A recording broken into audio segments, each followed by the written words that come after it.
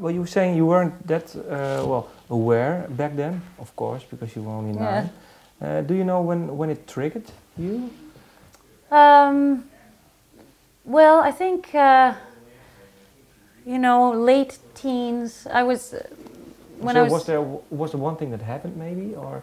Well, when I was 15, I was living with my mother, just she and she moved to the country. She moved out of state, and she went to live in the country. And so I was faced with a choice, you know, and I was already playing music, you know, in bars, and I already had, you know, a kind of thing going on in my hometown of Buffalo, and I didn't want to move out to the woods in Connecticut, so I stayed. So I started living alone when I was 15.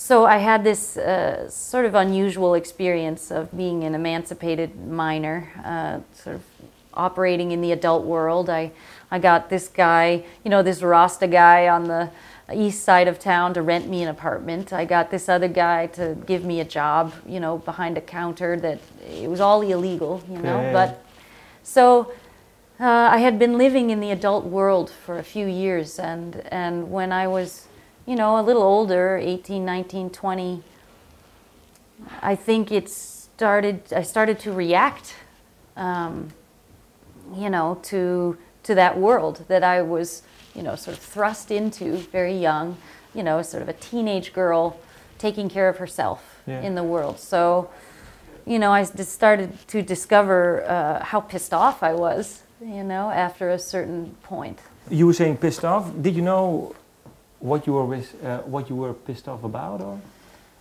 Sure. I mean, I was. You know, I think I had to go through a process that a lot of young women go through, which is to realize that you have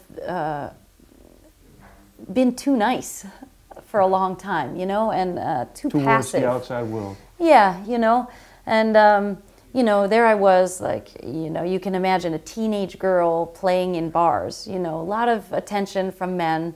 And a lot of men just trying to get you to do stuff, you know, with them, for them. And so, and a lot of places that you went that you didn't desire to go, but you are not empowered, you know. Is there one place, or is it maybe? Well, I mean, you know, I was treated without respect a lot, you know, and I was used a lot, you know, as a young woman. You know, I've been raped, I've been, you know, sort of exploited, I've been all of these things, you know, so, you know, and you know, I think as young women we don't often, or as girls, we don't often have the tools of standing up for ourselves or saying, or, you know, stopping someone, or, you know, sort of elbowing enough room in the world for who we want to be. So we find ourselves in all these situations that are not of us, you know. So I think for a lot of young women, certainly myself, there's this process of stopping that behavior, the passive behavior, and becoming a more self-possessed person. And it involves getting in touch with your anger, you know, about being the less empowered person in society, you know. And was it for you, was it a certain period you got in touch with that anger, or was it just one turning point that you thought, hey? No, it takes a long time. Yeah, you know, I mean... What years were it for you? Well, I think... At the end of the 80s until, I don't know, 94, 90? Yeah, I think, it would have, you know, I was going to say between 18 and 25.